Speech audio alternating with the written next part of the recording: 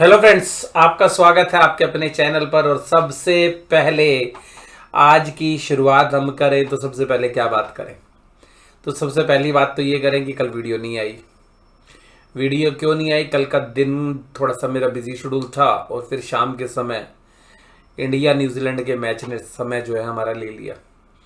तो मुझे लगा कि शायद आप भी बिजी होंगे, तो आज आपको शायद वीडियो की ज़रूरत भी ना हो। तो चलिए, उसमें एक अच्छा परिणाम रहा कि इंडिया फाइनल में पहुंच गई। और काफ़ी सालों के बाद जो है मेरा क्रिकेट में दोबारा से थोड़ा सा रुझान है ना, मतलब देखने वाला। और कुल मिलाकर इंडिया अच्छा कर रही है, शायद ये भी एक रीज़न हो सकता है। इसके बाद अगली बात हम करें, अब जो हमारा पिछला आउटकम था वो लगभग लगभग हमारा ठीक गया। और जहाँ पर हमने चर्चा की थी जब यूएस के मार्केट में तेजी थी, और वो एक न्यूज़ के ऊपर थी कि यूएस के अंदर शायद रेट ऑफ इंटरेस्ट घट सकते हैं क्योंकि वहाँ पे इन्फ्लेशन के डेटा नीचे की तरफ आए थे। वो एक पॉजिटिव इंडिकेटर थे और वो पॉजिटिव इंडिकेटर्स पे हमने आपके साथ जो राय व्यक्त की थी वो अभी पॉजिटिवली ही चली। तो निफ्टी ने तो काफ़ी अच्छा कर दिया। और अभी बैंक निफ्टी भी देखिएगा एक रेंज में ही था, लेकिन बैंक निफ्टी में आउट परफॉर्मेंस नहीं आई और रीज़न मैं भी आपके साथ डिस्कस करूंगा। और आज जो शाम को सेल ऑफ हुआ वो भी मैं बात करूंगा बैंक निफ्टी में क्यों हुआ। अब देखिएगा, निफ्टी में भी हमने स्पेशली कहा था कि आईटी पैक अच्छा रह सकता है क्योंकि इसका सबसे बड़ा असर जो है आईटी पैक में आएगा। अगर रेट ऑफ इंटरेस्ट की घटेंगे तो यूएस की जो कंपनियां हैं उनकी आईटी स्पेंडिंग बढ़ सकती है और उसका जो बेनिफिट है वो इंडियन आईटी कंपनीज को मिल सकता है। तो पूरा ओवरऑल आईटी कंपनीज के लिए एक अच्छा मूड और माहौल बन रहा था। तो वो आपने देखा भी कि बाजार में वहीं पर जो है थोड़ा सा ट्रेडिंग बैट्स भी वहीं पर जो है लगी हुई थी। आज निफ्टी 19,765 पर बंद हुआ, 19,875 तक गया। एक मजबूत बाजार आज एक वीकली एक्सपायरी में शाम को तहस नहस हो गया। तहस नहस का मुख्य कारण था बैंकिंग स्टॉक और एनबीएफसी स्टॉक्स। और आप कहेंगे सर ऐसा क्या हुआ, तो आइएगा मैं उसी की चर्चा करता हूं आपके साथ। आज देखिएगा, एक कुछ खबर थी जो बाजार के अंदर एंटीसिपेट थी, बाजार को पता था, उसका असर हो गया। और लास्ट टाइम सेल ऑफ हुआ, शायद उसका असर कल भी आपको देखने के लिए मिला। देखिएगा, बैंक की एक रेशो होती है जिसको बोलते हैं कैपिटल एडिक्वेसी रेशो, यानी कि बैंक के पास कितनी पर्याप्त मात्रा में कैपिटल है अपने बिजनेस को एक्सपेंड करने के लिए। उस कैपिटल एडिक्वेसी रेशो को कैलकुलेट किया जाता है टीयर 1 एंड टीयर 2 कैपिटल को डिवाइड करते हैं बैंक की रिस्क एडजस्टेड एसेट से, यानी कि जो बैंक ने लोन्स दे रखे हैं या जो बैंक ने को कॉर्पोरेट गारंटीज दे रखी हैं, यानी कि ऑफ बैलेंस शीट आइटम्स हैं, उनसे डिवाइड किया करते हैं। यानी कि कैपिटल को, बैंक की जो परमानेंट कैपिटल है और जो थोड़ी सी लेस परमानेंट कैपिटल है, परमानेंट कैपिटल को बोलते हैं टीयर 1 कैपिटल जिसमें रिजर्व सरप्लस और मेनली कैपिटल होती है। टीयर 2 कैपिटल में जनरली परपेचुअल डिवेंचर्स या ऐसे इंस्ट्रूमेंट जो कंपनी ने रिडीम नहीं करने, तो वो एक कैपिटल की तरह माने जाते हैं। उसको डिवाइड किया जाता है रिस्क एडजस्टेड एसेट से। तो उसकी जो परसेंटेज होती है कि किस असेट्स में कितना रिस्क है, तो जिसमें जितना रिस्क होगा उतनी वो रेशो कम हो जाएगी। अगर बैंक की एसेट्स रिस्की होंगी तो उसकी सेम कैपिटल के ऊपर उसकी कैपिटल एडिक्वेसी रेशो कम होगी। तो अभी आरबीआई का एक गाइडलाइंस आई है, आरबीआई का एक सर्कुलर है। उस सर्कुलर के मुताबिक जो मुख्य मुद्दा निकल कर आया है वो बता देता हूं मैं आपको। उसमें जो रिटेल लोन बुक है, यानी कि जो लेंडिंग है, उसके अंदर रिस्क वेटेड असेट्स का परसेंटेज बढ़ा दिया गया है और वो 25% से बढ़ा दिया गया है। जो 125% वाली थी वो 150% कर दी है, जो 100% वाली थी वो 125% कर दी है। लेकिन उसमें वो असेट्स हैं जो जनरली अनसिक्योर्ड लोन्स के रूप में है, तो जिसकी वजह से बहुत सारे बैंकों की कैपिटल एडिक्वेसी रेशियो इंपैक्ट करेगी और स्पेशली उनकी करेगी जिनकी रिटेल लोन बुक ज़्यादा है। और उस रिटेल लोन बुक में भी केवल उस पोर्शन का हुआ है जो कि क्रेडिट कार्ड वाले लोन्स हैं और जो अनसिक्योर्ड पर्सनल लोन्स हैं, तो उसके ऊपर ही जो है ज़्यादा असर पड़ेगा। तो इस कैटेगरी में सबसे आगे अब रिटेल लोन की कैटेगरी में बैंक आता है IDFC first bank. IDFC first bank की कैपिटल एडिक्वेसी रेशियो पे एक नेगेटिव इंपैक्ट पड़ेगा। तो हो सकता है कि कल आपको उसके ऊपर एक एक्शन बाजार खुलने के बाद देखने के लिए मिल सकता है। इसके अलावा जो रिटेल के ऊपर ज़्यादा फोकस कर रहे हैं जो बैंक्स, उनकी कैपिटल एडिक्वेसी रेशियो रिड्यूस होगी, तो उनको एक फर्दर ग्रोथ करने के लिए कैपिटल की रिक्वायरमेंट बढ़ेगी। तो हम मोस्टली तो इंडिया के सारे बैंक रिटेल सेगमेंट में हैं, तो वो एक असर था जिसका हमें सेल ऑफ देखने के लिए मिला और शायद उसका असर कल भी आपको देखने के लिए मिले।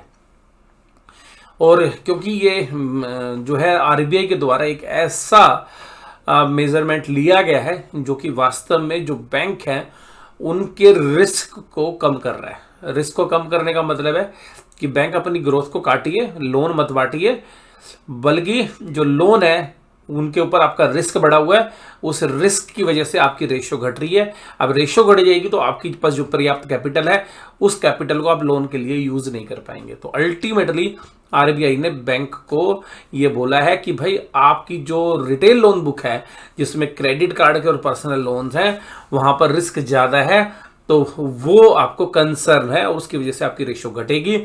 और आपकी रेशियो घटने की वजह से आपके पास जो कैपिटल है या तो वो फर्दर रेज करिए ग्रोथ करने के लिए, या इसके ऊपर आपको ग्रोथ करने के लिए जो है मात्रा उपलब्ध कम रहेगी, ज़्यादा नहीं रहेगी। तो ये मैंने आपको समझाने की कोशिश की है, मुझे उम्मीद आप समझ गए होंगे। और क्योंकि टेक्निकल चीज़ें होती हैं ये, बट मैंने आम बोलचाल की भाषा में आपको समझाने की कोशिश की है। तो जो अनसिक्योर्ड लोन पोर्शन है, और सिमिलरली कुछ प्रोविजंस चेंज हुए एनबीएफसीज के लिए भी, तो उनके लिए भी एक नेगेटिव खबर है। तो कुल मिला के फाइनेंशियल सर्विसेज का जो इंडेक्स है उसके लिए, बैंक निफ्टी के लिए थोड़ी सी नेगेटिव खबर है। अगर हम निफ्टी बैंक की बात करें तो कैंडल्स काफ़ी मजबूत थी और निफ्टी बैंक ने दोनों ग्रीन कैंडल्स दी हैं। हालांकि जो 19,800 के आसपास के नीचे क्लोजिंग दी है, तो 19,800 एक अच्छा रेजिस्टेंस है। हमें लगता है कि कल भी इस रेजिस्टेंस का जो है फेस करेगा, क्योंकि अब फाइनेंशियल्स की तरफ से सेलिंग आ सकती है। आईटी आज भी मजबूत था, Infosys, TCS, Bajaj Finance, Bajaj Finserv, एक्सेलटेक सब मजबूत थे।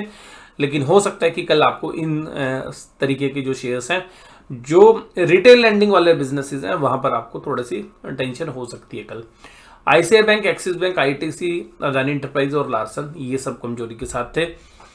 एडवांस डिक्लाइन बराबरी पर चल रही है। Hero MotoCorp, Tech Mahindra, TCS, HCLTech और इन्फोसिस जैसे शेयर्स तेजी में थे। ILTI, Mindtree, doctor Reddy's, Bajaj Finserv, Apollo hospital और एनटीपीसी। और हमारी चर्चा भी रही थी कि डॉक्टर रेड्डीज अगर आपको नीचे मिलता है 5,000 के नीचे, 5,000 के नीचे तो आया नहीं, बट हमने दीपावली पर भी कहा था कि मुहूर्त के समय पर डॉक्टर रेड्डीज और जो है एचडीएफसी बैंक हमें थोड़े से ठीक लग रहे हैं। Axis Bank, Power Grid, Coal India, Tata Consumer, Adani Enterprise और आईटीसी सब कमजोरी में थे, बट मामूली सी कमजोरी थी। निफ्टी बैंक लास्ट में सेल ऑफ हुआ 3 बजे के बाद, और वो उसका असर जो है बैंक निफ्टी पे तो हुआ ही हुआ, निफ्टी के अंदर हुआ। तो निफ्टी जो 50-60 पॉइंट टूटा है, और निफ्टी बैंक की जो करीबन 200 पॉइंट की करेक्शन थी, 44,350 के आसपास चल रहा था और 44,160 पे बंद हुआ है। शायद हमें लग रहा है कल निफ्टी बैंक 44,000 के लेवल भी एक बार तोड़ सकता है और 43,800 के आसपास सपोर्ट ले सकता है। ऊपर की तरफ अगर बात करें तो जो आज की आई है 44,400 उसके आसपास रेजिस्टेंस है। अब इसी रेंज के अंदर ट्रेड करता रहेगा। मेरा कल के लिए जो, क्योंकि न्यूज़ बेस्ड इंफॉर्मेशन के हिसाब से हमें लगता है कि कल के लिए थोड़ा सा एक निफ्टी बैंक में एक नेगेटिव हो सकता है, क्योंकि न्यूज़ का जो असर है वो हो सकता है। और जिस तरीके से जो पॉजिटिव आउटकम्स थे रेट ऑफ इंटरेस्ट के यूएस की वजह से, वो भी निफ्टी बैंक में कुछ ज़्यादा असर करते हुए नजर नहीं आया। 2 दिन के अंदर हमने देखा, तो अल्टीमेटली टेक्निकली भी निफ्टी बैंक के अंदर वो तेजी नहीं थी जो निफ्टी के अंदर थी, और निफ्टी की तेजी जनरली आईटी स्टॉक से आ रखी थी। तो एक सेक्टरल चेंजेस भी देखने के लिए मिलेगा। और वैसे भी अगर हम बात करें कि भाई जो रेजिस्टेंस लेवल है, तो एक रेजिस्टेंस लेवल है 44,500, तो उसके आसपास गया भी था बाजार। तो अब शायद एक अच्छी जो रैली पिछले एक्सपायरी से हुई थी, अब यहीं पे कंसोलिडेट करके थोड़ा सा नीचे की तरफ का रुख कर सकती है, और नीचे की तरफ हो सकता है कि आपको अगले हफ्ते तक 43,500 तक के दायरे भी देखने के लिए मिल सकते हैं। HDFC bank, IDFC first bank, PNB, Kotak Mahindra और इंडसइंड बैंक ये सब जो है तेजी में थे। एक्सिस, आईसीआई और एसबीआई सब कमजोरी में थे। जहां पर मुझे समझ में आ रहा है कि जहां पर भी रिटेल सेगमेंट का पोर्शन ज़्यादा है, तो वो स्पेशली आईडीएफसी फर्स्ट बैंक है, तो इसमें आपको एक बार ध्यान रखना पड़ेगा। एयू स्मॉल फाइनेंस बैंक में भी रिटेल का काफ़ी अच्छा पोर्शन है, अनसिक्योर्ड लोन्स के पोर्शन ज़्यादा हैं। कुछ स्मॉल फाइनेंस बैंक्स हैं, वहां पर भी अनसिक्योर्ड लोन का पोर्शन काफ़ी ज़्यादा है। तो इस तरीके के बैंक जहां पर रिटेल के अंदर अनसिक्योर्ड लोन का पोर्शन ज़्यादा है, उन बैंकों को थोड़ी सी चिंता करनी पड़ेगी। IDFC first bank, Punjab national bank, AU small finance bank, bank of Baroda, IndusInd bank सब तेजी में था, आईसीआई, फेडरल और एसबीआई को छोड़ के। आज एफआईआईज फिर देखिए खरीदारी करते हुए नजर आए, और एफआईआईज की खरीदारी को देखते हुए जोश आ जाता है। और जोश किसके अंदर आता है भाई, सब तेजी करने वालों की। लेकिन फिर भी ध्यान रखिएगा इस महीने में भी नेट 6,000 करोड़ की सेलिंग पे बैठे हुए हैं, DIs 8,000 करोड़ की बाइंग पे है। मुझे अभी FI से ना थोड़ा सा भरोसा नहीं है, मुझे लग रहा है कि ये महीने के एंड की जब वीक आएगा ना तब तक ये सेलिंग बढ़ा देंगे। कुछ माल इकट्ठा कर रहे हैं और इनका जो IT के अंदर जो सोल्ड आउट पोजीशंस थी ये वहाँ पर अपनी पोजीशंस को ठीक कर रहे हैं। तो मुझे लग रहा है कि जो बाइंग आ रही है FIIs की, ये बैंकों में नहीं आ रही है या बाकी सेक्टर्स में नहीं आ रही है, ये जो इनका अंडर ओन्ड सेक्टर था पीछे कुछ समय से, क्योंकि इनकी सेलिंग रही थी और अब जब रेट ऑफ इंटरेस्ट ठीक होने की उम्मीद हो रही है तो मुझे लग रहा है कि FIIs के अंदर जो पोजीशन है trading as well as investing वो IT पैक के अंदर आई हैं। जो ये बाइंग हमें दिख रही है शायद मुझे लग रहा है IT पैक के अंदर ही थी। FIs ने आज इंडेक्स फ्यूचर्स भी अपने कवर किए और 1573 करोड़ के और 630 करोड़ की ऑप्शंस बेची और ऑप्शंस काफी बड़ी बेच रखी है। इसमें से काफी बड़ी मात्रा में कॉल ऑप्शंस बैंक निफ्टी की हो सकती हैं। तो हमें ऐसा लगता है कि बाजार अब शायद यहाँ पे कैप करेगा। जो हम लगातार आपके साथ बात कर रहे थे कि भाई तेजी तेजी तेजी, बट अब मुझे लग रहा है तेजी थम सकती है। फिर देखेंगे दोबारा से 1-2 दिन बाद रिव्यू करेंगे, बट अभी तेजी की कॉल शायद अब थमती हुई नजर आए।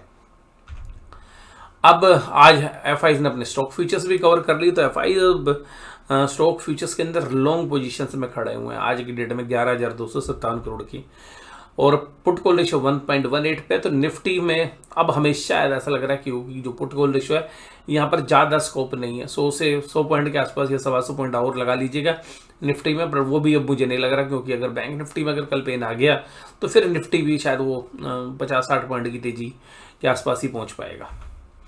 उसके बाद put call ratio Nifty bank में नीचे की तरफ है। अब ये नीचे की तरफ ऐसा तो नहीं है कि खराब है, बट हो सकता है कि 0.6 के आसपास चली जाए फिर दोबारा से, क्योंकि जो लास्ट मिनट सेल ऑफ था ऐसा लग रहा था कि कुछ इन्फॉर्म्ड लोग हैं जिनके पास ये खबर होगी।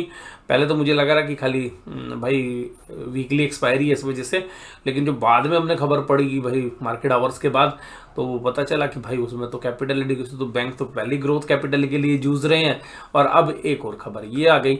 लेकिन भाई RBI को तो सेफ्टी करनी है ना कस्टमर्स की, और बैंकों को भी बचाना है, तो RBI का जो डिसीजन है मुझे लग रहा है कि बहुत उचित है और ये जरूरी भी था। डाउ जोन्स इंडस्ट्रियल एवरेज देखिएगा फ्लैट है, कुछ नहीं है इसमें। ब्रांड गुड हमारे लिए काफ़ी रिलीफ दे रहा है, तो हमारे लिए फंडामेंटली इकोनॉमी के लिए अच्छा है, क्योंकि $80 के नीचे है। ऑप्शन चेन के अगर हम दायरे में देखें तो निफ्टी के अंदर 19,800 के आसपास ही थोड़ी सी कॉल राइटिंग है, बाकी तो देखिएगा कॉल राइटिंग में अनवाइंडिंग है।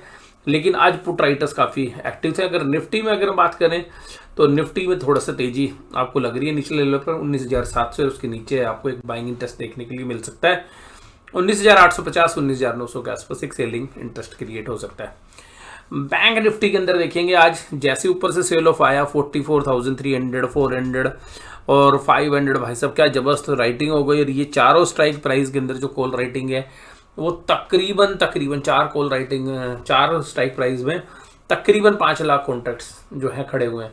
अगर हाँ यहाँ पर 44,100 के नीचे देखें तो पुट राइटर्स गायब हो गए और आज पुट राइटिंग उतनी जबरदस्त नहीं हुई जितनी की कॉल राइटिंग हुई। तो कॉल राइटिंग के सामने पुट राइटिंग कमजोर पड़ी, जिससे संकेत मिल रहे हैं कि कल सुबह बाजार 44,000 या उसके नीचे स्लिप करता हुआ 43,800 के दायरे की तरफ जा सकता है। ये हमारा केवल आकलन है, ये कोई भी आपको ट्रेड लेने के लिए हम एडवाइज नहीं कर रहे हैं। वीडियो केवल और केवल एजुकेशनल पर्पज़ है। अपना कोई भी निवेश करें, ट्रेड करें, अपना फाइनेंशियल एडवाइस सलाह लें और इस वीडियो को केवल और केवल एजुकेशनल पर्पजेज के लिए ही यूज़ करें। Thank you very much. आप वीडियो में जुड़े रहे, इस बात के लिए आपका बहुत बहुत धन्यवाद। Thank you very much.